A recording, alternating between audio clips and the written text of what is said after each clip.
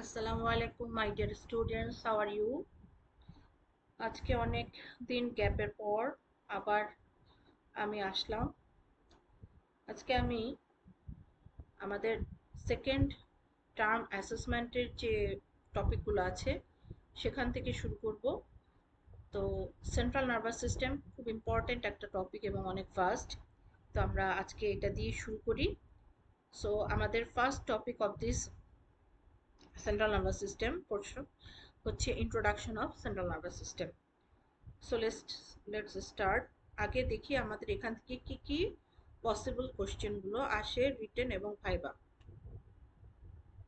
So important questions from this topic: enumerate the purely inhibitory neurotransmitters of central nervous system, enumerate the purely excitatory neurotransmitters of central nervous system, what are the mixed neurotransmitters of central nervous system, mention the level of CNS depression, enumerate the CNS stimulants, which of the CNS stimulants is used clinically, and mention its clinical use.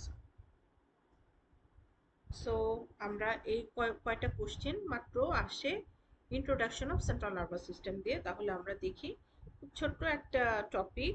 So এটা দিয়ে আমরা শুরু করি আজকে। So what are the purely excitatory neurotransmitters of central nervous system? So central nervous system থেকে introduction থেকে যে main দুইটা কোশ্চেন করা হয়, purely excitatory and purely inhibitory neurotransmitters of central nervous system.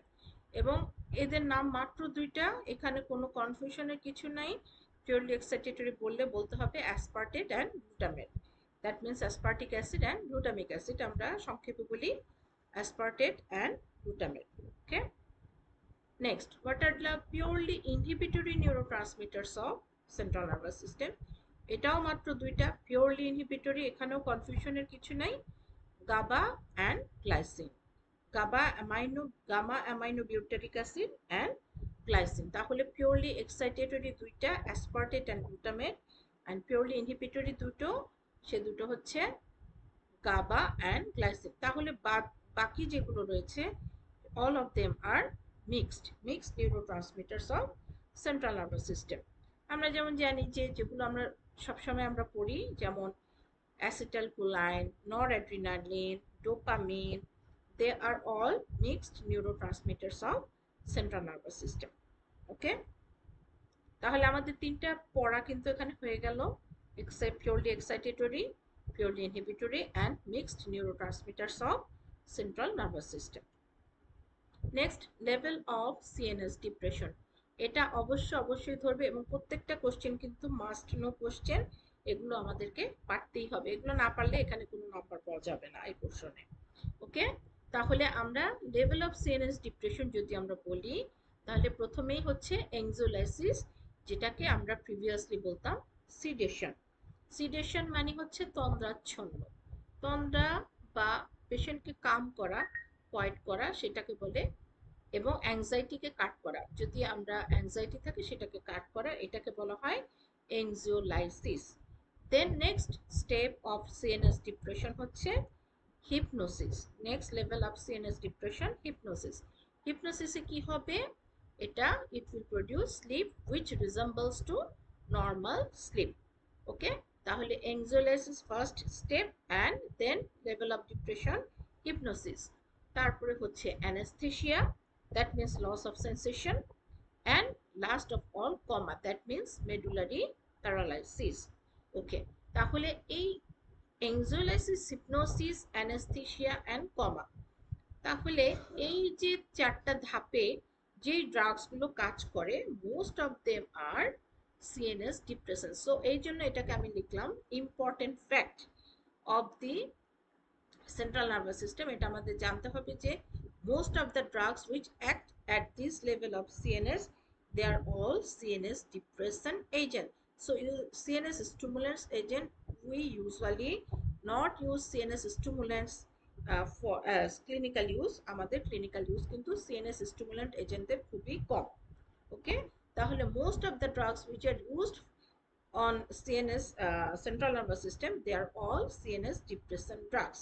কোথায় কাজ করছে? at the level of anxiolysis, hypnosis, anesthesia and coma. In the middle of that, এনক্সালাইসিস হিপনোসিসের পরে কিন্তু আরেকটা লেভেল আছে যেটা এখন আর মেনশন করা হয় না, যেটা আগে প্রিভিয়াস আমার বইতে ছিল। হ্যাঁ, যখন আমরা পড়েছি তখন কিন্তু আরেকটা লেভেল আমরা মেনশন করতাম, সেটাকে বলা হয় নার্কোসিস। নার্কোসিসটাকে আমরা প্রিভিয়াসলি যে ড্রাগগুলো এখানে কাজ করতো তাদেরকে আমরা বলতাম নার্কোটিক অ্যানালজেসিক, যেটাকে এখন now we know them as opiate analgesics or opioid analgesics. opium alkaloids থেকে আমরা obtain করি, the drugs which are obtained from opium alkaloids are known as opioid analgesic or opiate analgesics. ওকে, তাদেরকে আমরা use করি। তাদের ইউজটা কোথায়?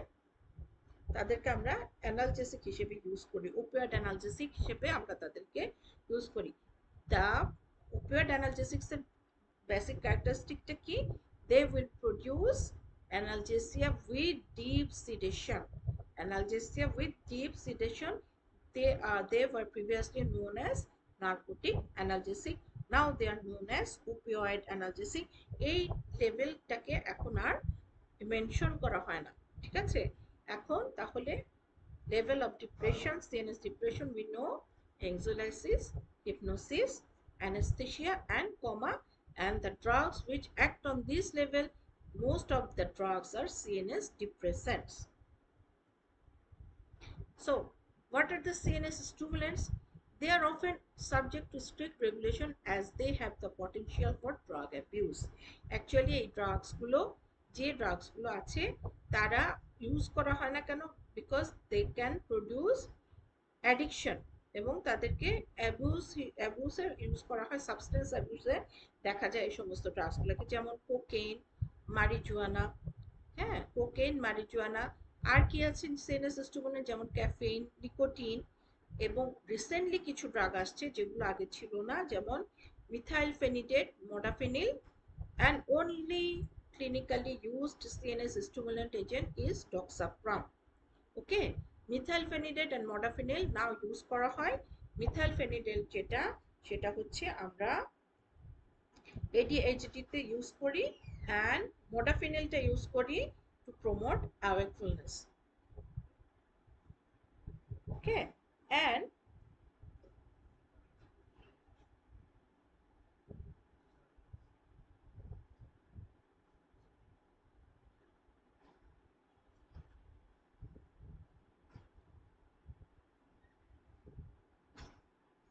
আচ্ছা, ডক্সাপ্রামটা আমরা ইউজ করছি, it is used as respiratory stimulant in কোথায়?